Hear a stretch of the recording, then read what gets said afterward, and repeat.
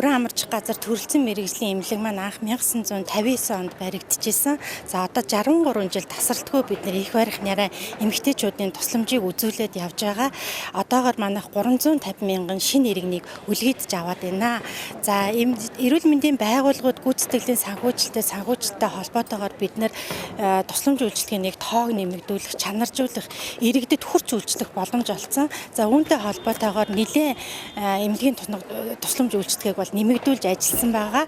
За иргэдийн сэтгэл ханамж ч гэсэн нэмэгдэж ажиллаж байгаа. За бид нар тулгараад байгаа бэрхшээлтэй асуудал бол манай эмнэлгийн насжилт болчихсон. За энэ барилгатай яг 63 жил үйл ажиллагаагаа явуулж байгаа.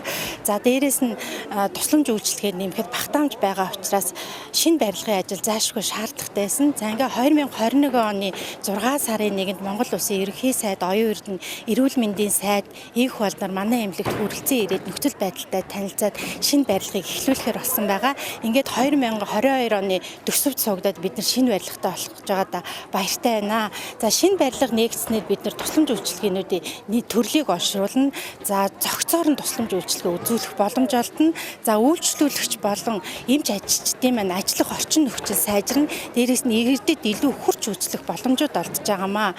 За нэлээд тусламж үйлчилгээнүүдийг бол нэмж ажилуулахаар ингээд явж байгаа.